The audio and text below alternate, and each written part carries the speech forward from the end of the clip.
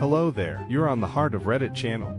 Don't forget to like this video and subscribe to the channel. Get your popcorn ready and enjoy.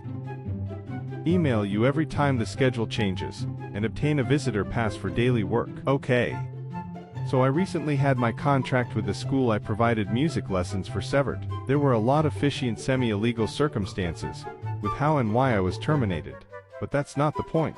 Even though I no longer served as an independently contracted teacher, I was allowed to retain students that I tutored there. When the administrator fired me, she told me I'd need to email her my schedule of students I tutor, and keep her updated on that. The school also has a policy that visitors must obtain a visitor pass anytime they're on campus. Makes sense. Being the bitter Ashad I am and knowing I was terminated unfairly, and that they were screwing over my former students, I decided to have some fun with this. I emailed her my initial schedule. One of my students is extremely flaky. Her mom pays me for about 10 sessions of tutoring, and I keep track of them. She canceled on me 6 times in 2 weeks. Each time, I sent the admin an email to inform her I wouldn't be on campus that day. She got so annoyed by my emails that she told me to stop letting her know unless I was needing her to tell students I wasn't going to be there. Next, I made sure to stop by for my daily visitor pass every day. I'm well known at that school. Grew up going there. Graduated valedictorian. The current administrator signed my diploma. Everyone knows me, so the first time I stopped in for a visitor pass, she just stared at me and asked if I needed something. I smiled sweetly and requested a pass. Rinse, lather, repeat. They got so annoyed they started making exceptions for if the tutoring was after school, before school, etc. Until they finally said I don't need one because scanning my license and giving me a daily pass is a huge inconvenience.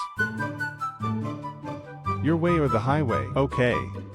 A long time ago I worked in an office where I managed several things, including vendor relations for our repairs.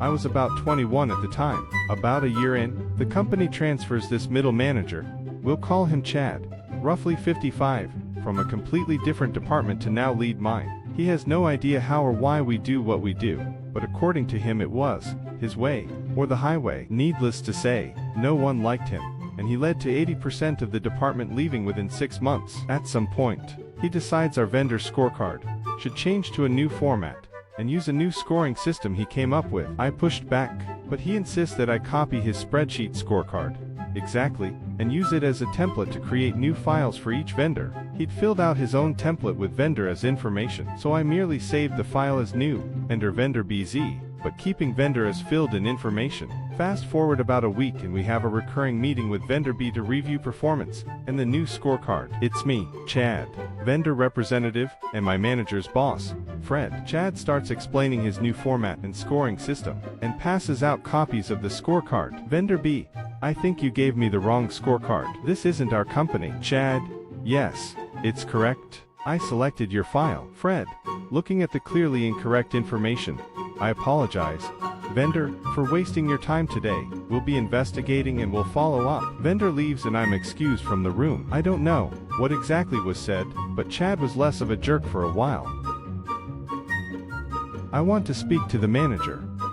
About 10-11 years ago I worked part-time in fast food while going through college. It's a very quiet store with a small number of staff including 1 manager, 1 supervisor and about 6-7 standard staff members.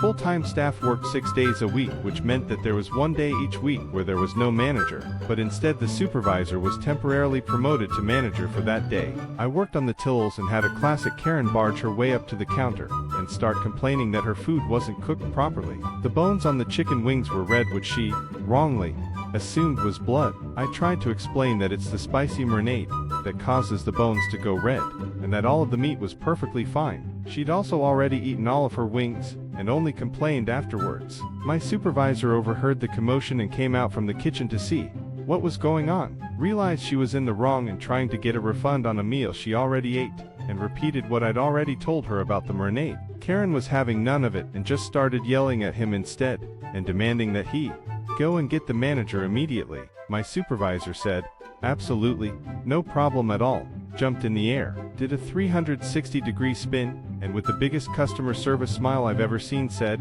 "Hi, I'm the manager, how can I help?" Karen stormed off while spouting nonsense about calling the head office to get us both fired. We both worked there for another 2 years.